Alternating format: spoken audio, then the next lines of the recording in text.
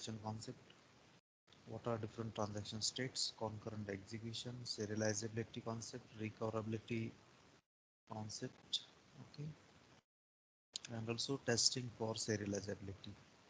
So what is transaction? Transaction is a unit of program execution that accesses and possibly updates various data items. If we consider the example of banking, transfer amount 50 from account A to B, what are the different operations that are involved in this particular transaction?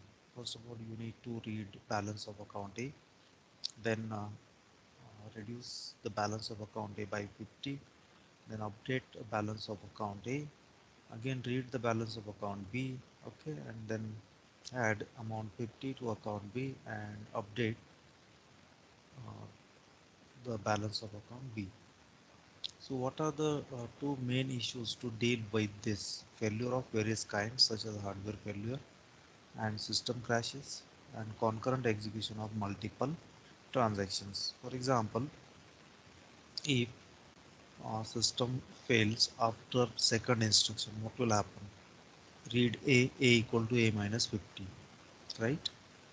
So what is expected here? Let's say initial balance of account A is 1000 and balance of account B is 1000, right? So in case of failure of system after second instruction, what is the expected transaction should not complete? It means the database should remain in consistent state. It means the balance of account A should be 1000 and B should be 1000, like this. Then the second issue is concurrent execution of multiple transactions, right? Let's say transaction T1 and T2 are trying to read the balance of account E. Okay, transaction T1 is for updating the balance of account A and transaction T2 is for reading the balance of account A. Okay, so if these two transactions are allowed to perform operation simultaneously, what will happen? Okay, database will result into inconsistent state, right? So two main issues to deal with the transaction are failure of various kinds of, like hardware failure and system crashes, right, and concurrent execution of multiple transactions, right? Then properties of transaction. We'll directly discuss ACID properties. Transaction is a unit program execution that accesses and possibly updates various data items. To preserve the integrity of data, the database system must ensure, okay, atomicity, consistency, isolation, and durability. These are the properties of transaction. So what atomicity means? Either all operations of the transaction are properly reflected in the database or none are. Okay. In case of failure of the system, okay, all operations of transactions are should be properly reflected into the database or not. Okay. Consistency. Execution of transaction in isolation preserves the consistency of the database. Okay. Consistency of the database should be always maintained, right? Isolation. Although multiple transactions may execute concurrently, each transaction must be unaware of other concurrent executing transaction, right?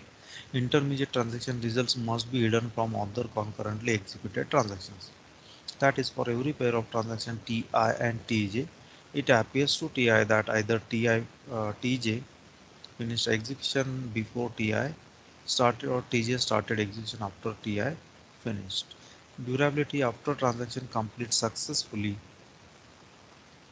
the changes it has made to the database persist even if there are system failures. Okay.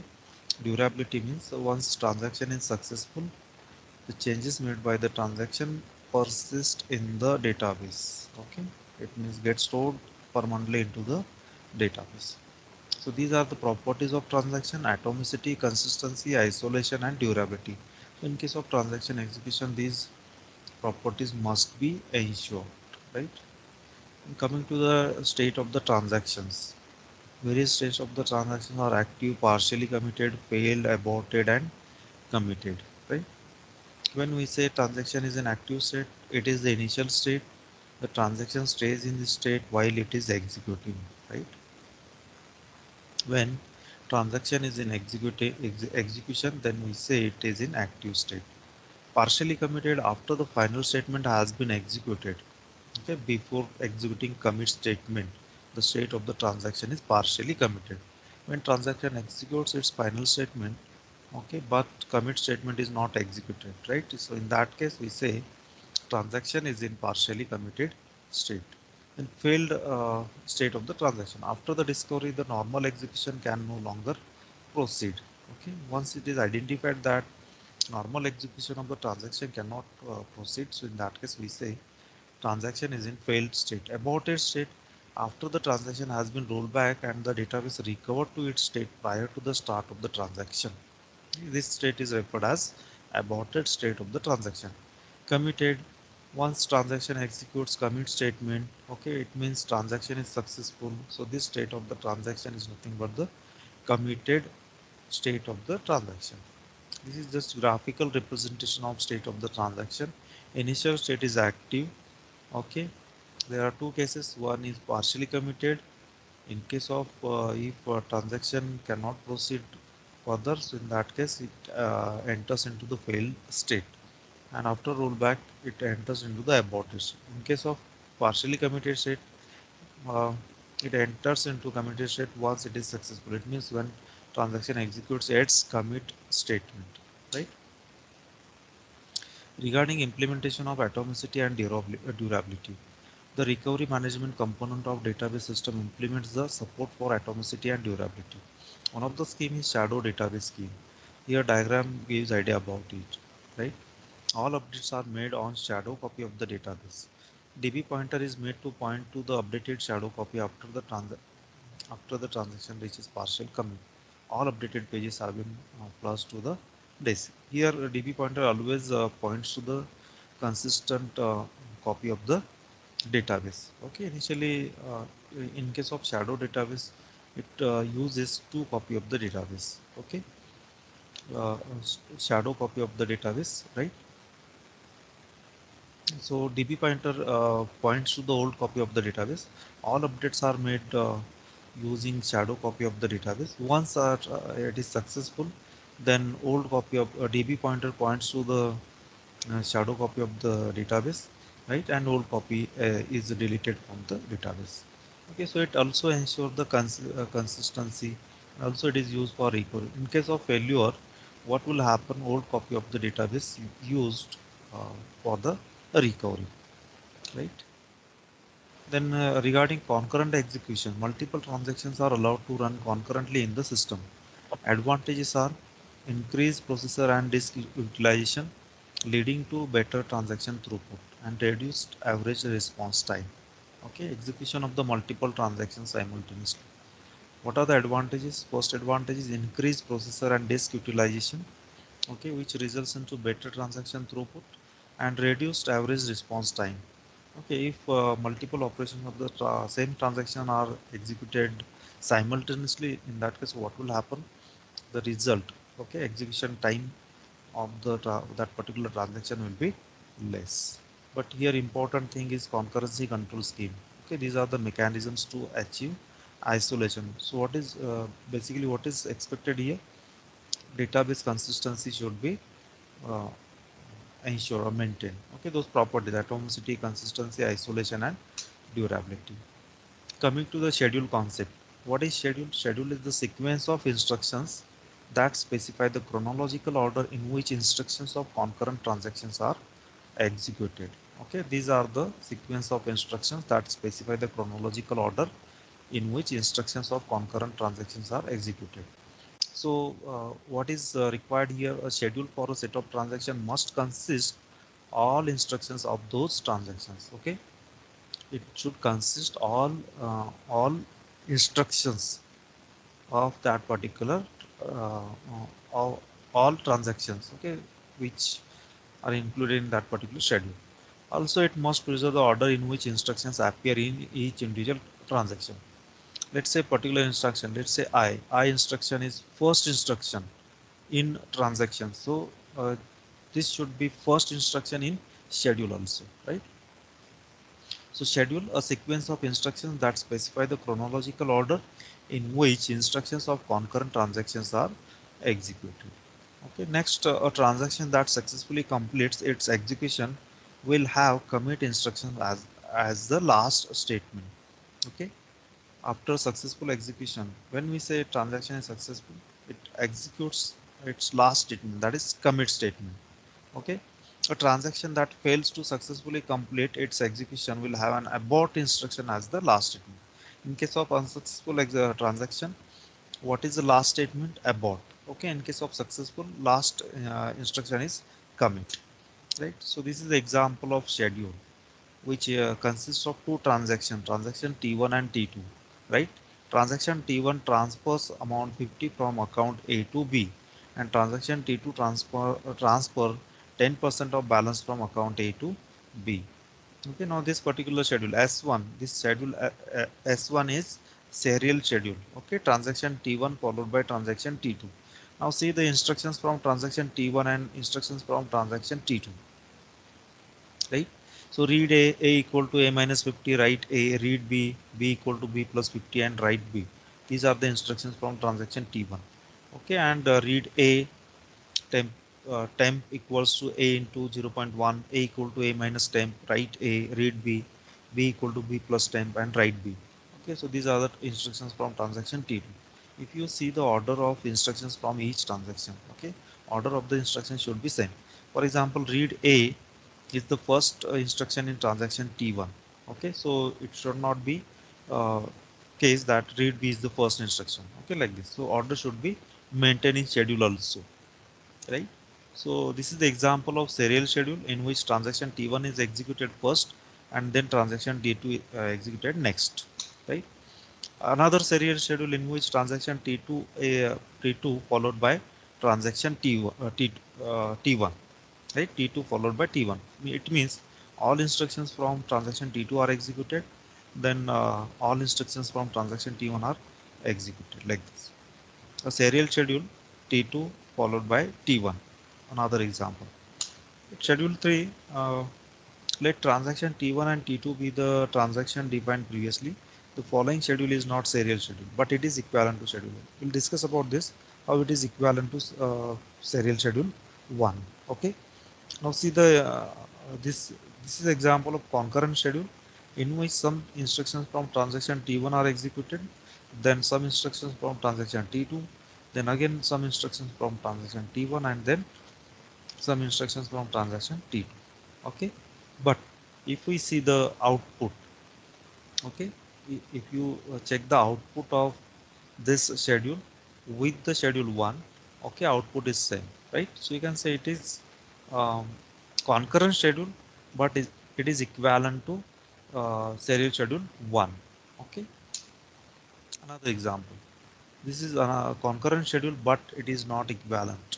Okay, for example, read equal to A equal to A minus 50, but before writing the value into database, okay, account balance, updated account balance into database, immediately transaction T2 reads the balance of account A. So there may be possibility of reading the wrong value from the database.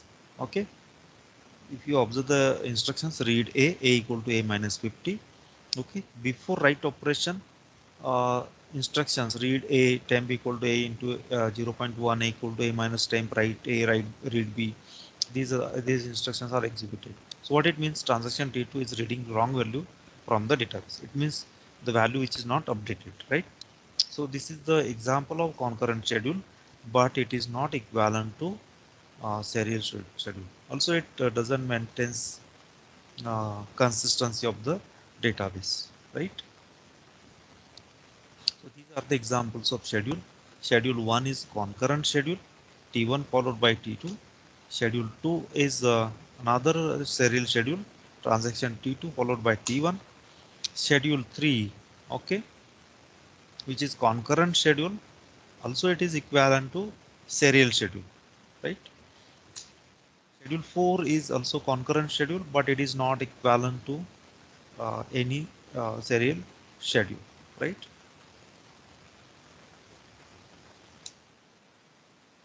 Coming to the serializability concept, here basic assumption is each transaction preserves the database consistency. Okay, each transaction preserves the database consistency. So here um, objective is to ensure consistency of the database, right? So if transactions are executed serially, what will happen? Will consistency of the database is maintained? Yes. Serial execution of the transaction preserves the database consistency. Okay, transaction T1 followed by T2, T2 follow, means after completion of transaction T1, T2 starts. Okay, then after completion of transaction T2, next transaction starts like this. So serial execution of the set of transaction preserves the database consistency, right? Next, schedule.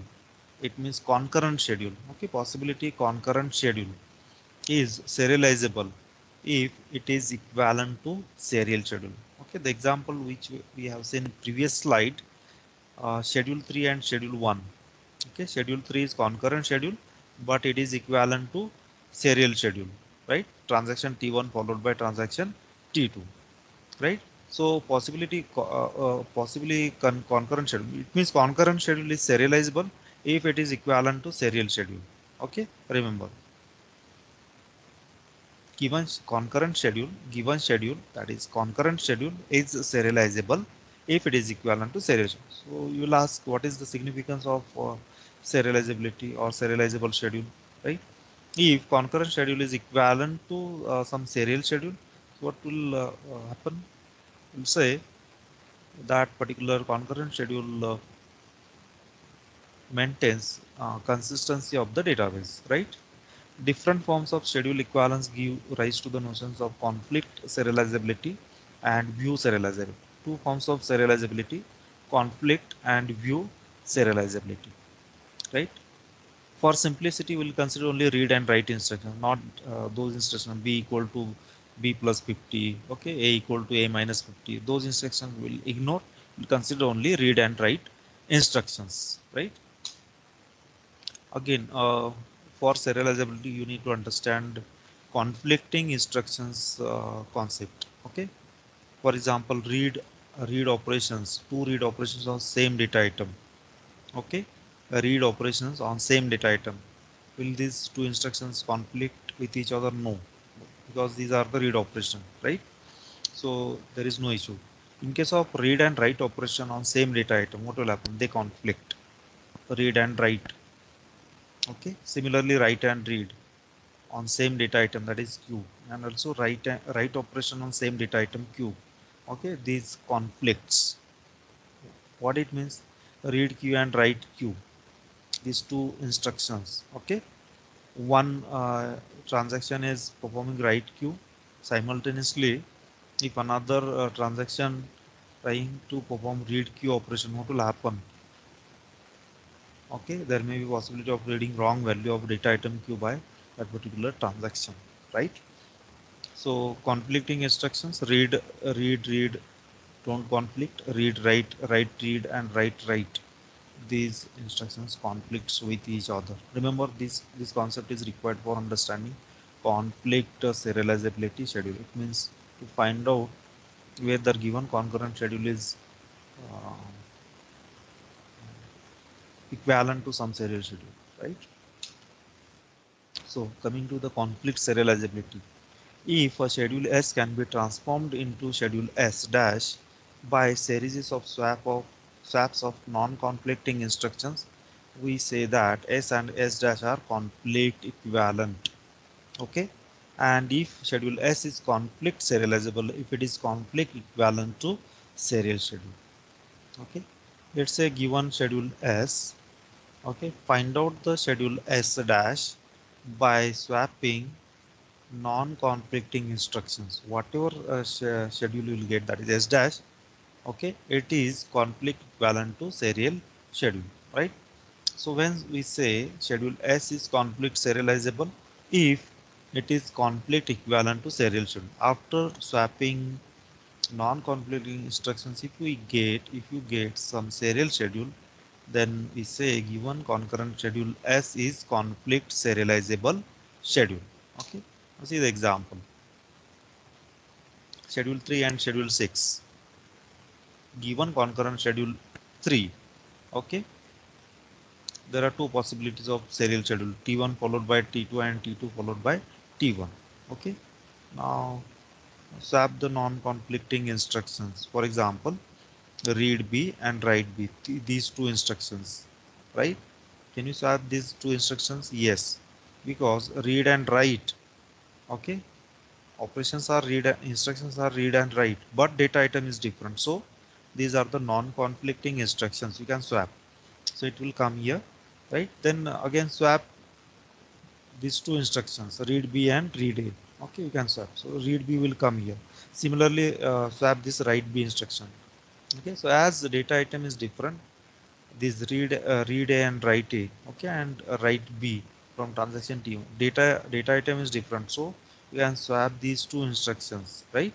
So read A, write A, read B, and after swapping, you'll get this schedule, like schedule 6, okay, transaction T1 followed by T2. So conflict equivalent schedule with schedule 3 is this one, schedule 6, and it is equivalent to serial schedule, that is T1 followed by T2. So we say schedule 3 is conflict serializable schedule. Okay, schedule 3 is conflict serializable schedule. Hope you understand conflict serializability. What is the significance of this? As this schedule 3 is equivalent to serial schedule T1 followed by T2, it means uh, this maintains consistency of the database. This concurrent schedule maintains or ensures the consistency of the database, right? Next, view serializability. Another form of serializability, view serializability. Let S and S dash be two schedules with the same set of transactions, right?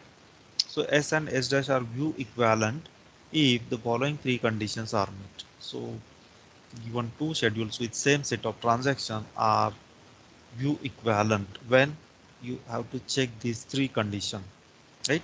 If in schedule S transaction Ti reads the initial value of Q, then in schedule S dash also transaction Ti must read the initial value of Q.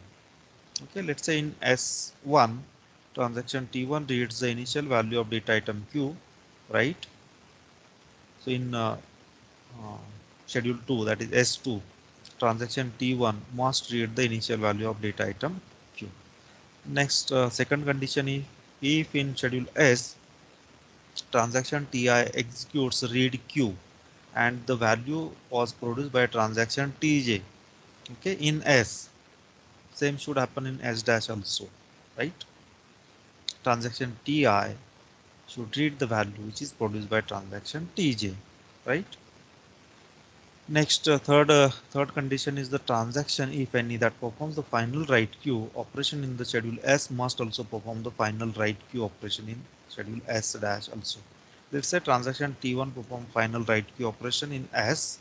Okay, same transaction, that is transaction T1 must perform final write queue operation in S dash also, right? So view serializability, check these three conditions. Example of view serializability, schedule S is view serializable if it is view equivalent to serial schedule, right? Now check this given schedule.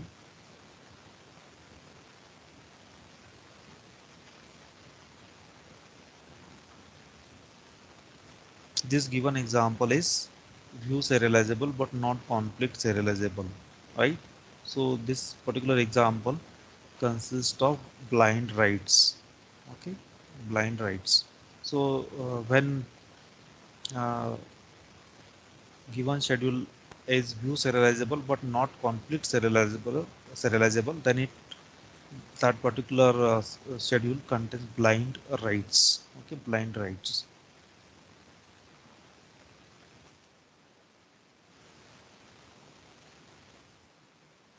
Precedence graph testing for serializability. Here node represents transaction. Okay, and in case of conflicting instructions, we show link from one node to other node, directed line. So precedence graph or graph where the vertices are transactions. Okay, so we draw an arc from transaction Ti to Tj if the two transaction conflict, right? If two transaction conflicts, then we draw an arc from one node to another node, right? Two transaction conflicts means one transaction performs read operation and another transaction performs write operation. Okay, in that case also write and write, these two transaction conflicts. Okay, so how precedence graph is used to uh, determine serializability. Okay, a schedule is conflict serializable if and only if the precedence graph is acyclic. Okay, so for given schedule, draw the precedence graph and check for cycle. If it doesn't contain cycle, means if precedence graph is acyclic, then we say given schedule is conflict serializable, right? And for view serializability, we have to check all those given conditions, three conditions. Okay, the next concept is recoverable schedule. Okay, recoverable schedule. If transaction Tj reads a data item previously written by transaction Ti, then the commit operation of Ti appears before the commit operation of Tj. Okay, consider transaction T1 and T2. If transaction T2 reads the value of data item which is produced by transaction T1. Okay, so in this case, commit operation of transaction T1 should appear before the commit of transaction T2. Then we say this is recoverable schedule. Now, given schedule which consists of transaction T8 and T9 is recoverable when commit operation of transaction T8 appears before the commit of transaction T9. If it is not case, then we say it is not a recoverable schedule. Cascading rollbacks. Cascading rollback concept. A single transaction failure leads to series of transaction rollbacks. Okay. A single transaction failure leads to series of transaction rollbacks. So when one transaction fails, then it affects other transaction. When one transaction is rolled back, in that case, other transaction should be rolled back. Okay. For example, if transaction T10 is rolled back, if transaction T10 fails, then T11 and T12 must also be rolled back, right? And cascadeless schedule, cascading rollbacks cannot occur. Cascadeless schedule means the schedule in which cascading rollbacks cannot occur for each pair of transaction Ti and Tj such that Tj reads the data item previously written by Ti. The commit operation of Ti appears before the read operation of Tj. Okay, so every cascadeless schedule is also a recoverable schedule. Okay, and relate this cascadeless schedule to the recoverable schedule. Every cascadeless schedule is also a recoverable schedule. So this is all about transaction.